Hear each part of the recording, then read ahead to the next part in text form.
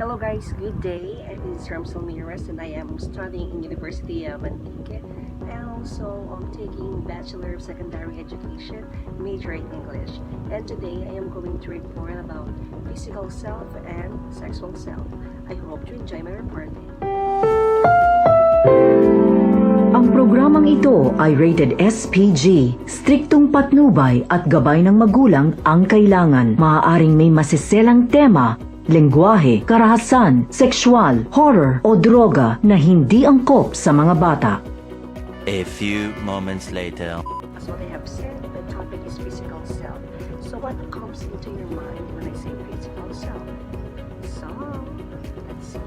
So, diba, when I say physical self, yung nangyayari is, maisipan mo, okay, physical appearance, diba? How we see ourselves physically can affect the perception of ourselves. Self-esteem, self-confidence, and directly can be touched or seen. Yeah, that is what we call physical self. Physical self, there is also self-understanding. So in self-understanding, you're always asking about, ako ba ay ganito klaseng tao? Or sometimes, bakit ako nagulat? Bakit ako naging malungkot? That's it. It's because it's like perplex. It's very confusing. In that stage, you are just asking yourself, or you are confused about yourself. So that's it. So we'll learn about it. Okay. Physical self. There is also a stage of growing up. So not only physical growth and development, but also mentality and intellect change. There is a maturity also. Diba? And not only for a physical aspect, but can also be a perspective, perception, and behaviors. So let's go to some stages of the physical self. And guys, this, by the way, it is just a sort of review from some terminologies or what do you call this words here, because we already learned it in our high school or elementary. Yes, it is very significant. Okay, so let's go to adolescence. More holistic, also intellectual and emotional. And this stage, naging emotional na tayo noon, diba alam nyo na, nagkakalapit na, that's it. Alam mo na kung ano yung gagawin kasi nagiging buo yung emotion mo dyan. Nagkano siya, nag-create na at namumulo yung emotion. So next is preteens, usually starts adolescence. So yung mga preteens daw na start ng adolescence ng 13 years old. Yes, that's it. Yung iba, because we are old already, so we can talk about some words, okay? Like yung iba, meron na sila menstruation at this stage because nandun na yung stage na yun. Iba, na hindi natin malalampasan, especially sa girls. Next is puberty stage. So, one mag-start ng puberty, nagsisimula na rin mag-undergo ang adolescence, diba? Mas maaga nagtatapos, may mga physical changes. Sa puberty stage natin, minsan, especially sa boys, nagkakabikot na, may sa kilikili natin, mga pubic hairs natin. That's it, okay? Yan yung nangyayari sa mga physical self natin. So don't be confused or huwag tayong magtaka sa mga nangyayari sa katawan natin because it's all natural, diba? So next is the body image. Okay, body image. More of subjective. What are the feelings attached to it? Can be influenced by several factors. Overly conscious, okay? Spotlight, sa iyo nakautok ang atensyon. Yun minsan yung mga body image natin. Meron tayong tapat pa sa atin lang. Kung gano'n, may mga awareness din tayong ganyan, diba? We can't stop it, okay? We can't deny it. That's it. That's the natural way of ourselves. Don't forget it. So let's go to social factors. So social factors is dito natin malalaman kung paano nag-influence ng social environment at ating perception or on how we perceive ourselves. Parang ganun siya, guys. Okay. So first is attachment process and social appraisal. So according to Carrie Horney, warmth and security. Feel they are loved, accepted, liked, approved, and appreciated during childhood. That is what, parang ano siya, importante we should feel that we should feel, parang ano siya, mali na yung English ko, na we are belong to that environment. Yes, dapat lang, we should belong to that place. And it is our right, diba? So next is maintaining, regulating, and expanding the self and interpersonal relationship. So interpersonal relations na makaka-influence ka sa atin, minsan ay hindi natin mamamalayan, diba? Na kahit ako, I can influence you kahit virtual to, diba? Maka-influence talaga. And letter C is the looking glass self-theory. Perception ng tao, kumakatawan ng tao, ganun siya. Letter D, social comparison. You compare yourself to other people, like that. Oh, these reps and dress, and siya ganun. So, what's the difference of us? Anong meron ako na wala siya? Anong meron ako na meron din siya? Like it, okay? So, next is, let's go to letter E. Social identity and theory, collective identity. We try to fit ourselves to feel belongingness. So, sa karamihan dapat po, God, you're a family here. You belong to us. Kahit sino ka man, you belong to the community, in this place, in this world. In this world, if there is love, there is unity. If we care, there will be no hope, or there will be no hurt, rather. If we share, there will be no hunger. That is not a place or world of that place to live in. Parang naman share ko lang sa inyo. I really love that quote. Comparison of self-identity. Dito tayo sa next topic. Comparison of self-identity.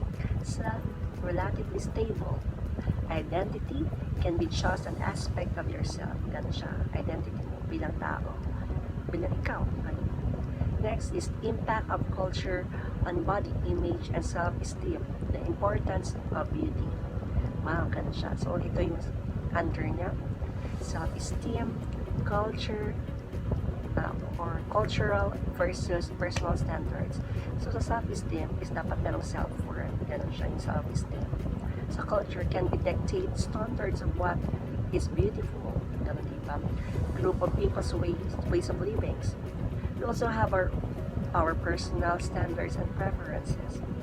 Ganun, diba? Eurocentrism. Yun, bagani. Wow. I love this. Next is self-esteem and the ideal body image. Aspects in culture that may lead to the aforementioned misconceptions. Society, ideas, and mass social media love waves. So that is what under and social self. So I hope that you learned something about social self, and let's proceed to sexual self. Later, if you have some questions, you can also comment below, or you can also contact me if you want, if you have some conditions, okay? We can't maximize the time here in social media, but you can direct me through chat or contact me through my phone number. So let's proceed to social self. But this topic again is the next topic that I'm going to discuss is the sexual self. Okay, so in sexual self, let's go. Okay, so in sexuality, in adolescence, is the physical changes like puberty is first is increased sex drive, or they have motivations. You know what I mean? Maturation of sex organs, like reproduction, matured na, you know, and secondary sex characteristics. That's it. Next, in cognitive changes, introspective reflection, nandun na yung self-consciousness. Diba? Conscious ka. Bakit may ganito? Bakit ganyan? And in social changes, significance of sexual relations. Curiosity becomes sexual motivation. Connection with adult roles. Yun na. Alam na yan. Let's proceed to developmental changes. So, comfort with maturing body. May mga changes tayo, pinocomfort natin yan, inaalagaan. Accepting feelings of sexual arousal. Yung nag-arouse na yung feelings natin, it's because may mga changes nangyayari. Next is engaging in voluntary sexual activities. Yun, we try to engage na, diba? Understanding and practicing safe sex. So we are using contraceptive measures and other safe sex measures. And next is developmental patterns in dating. So, sa America to na theory. So, most adolescents sa kanila is girls begin dating around 12 to 13. Diba? Most adolescent na boys begin dating around 13 or 14. Ganon sila katoon sa America. By age 15, about 20% of adolescents say that they have got with someone. So, yun na. May nangyari na sa kanila at the age of 15. Diba? Dating before among American adolescents tend to follow same gender groups, social gathering, mixed gender, and adolescent couples. So medyo leave natin to kasi it's from America. Hindi naman natin need na i-focus to yung kanilang business also, but we have tried to consult also.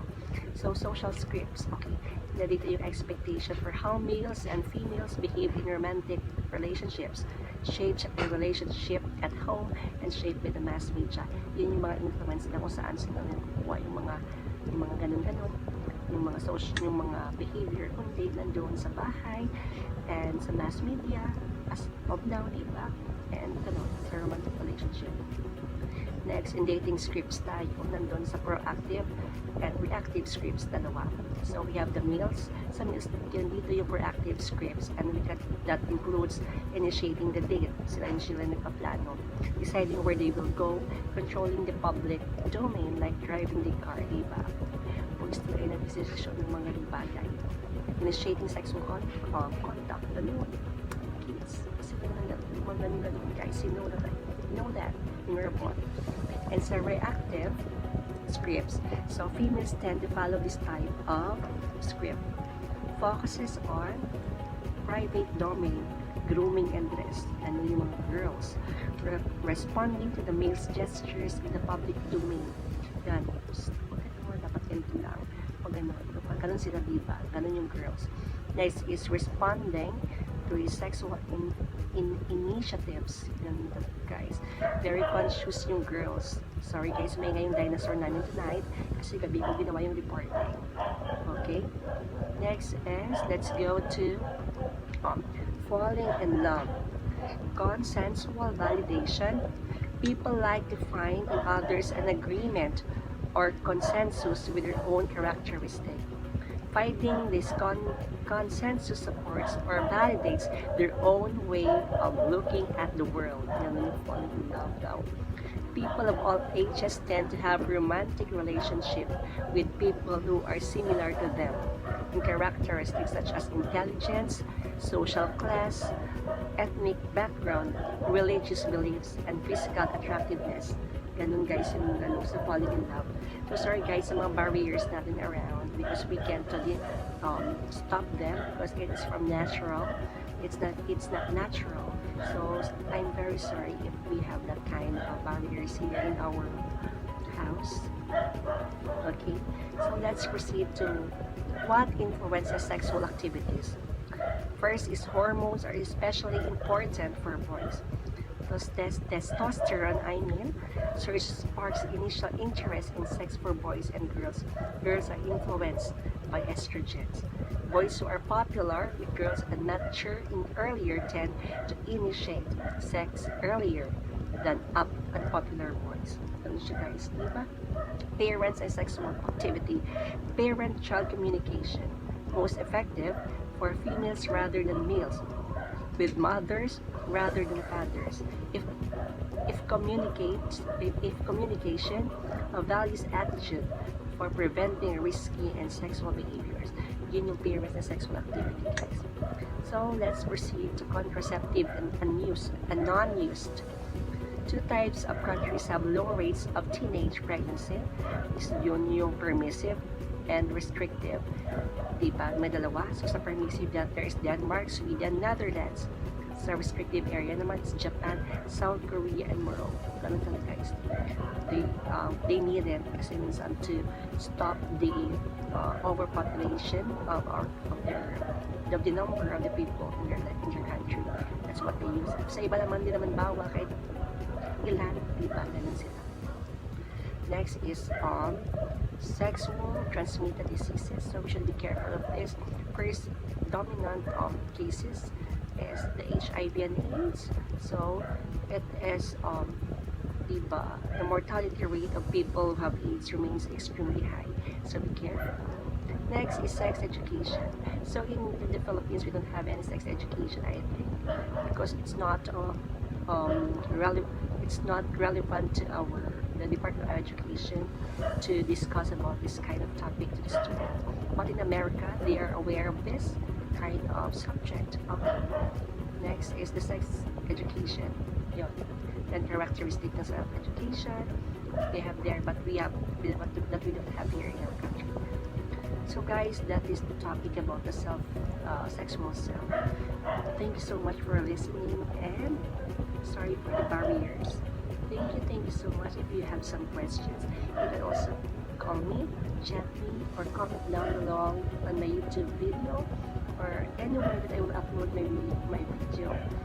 Thank you so much. I hope that it is very helpful to all of you, and good night.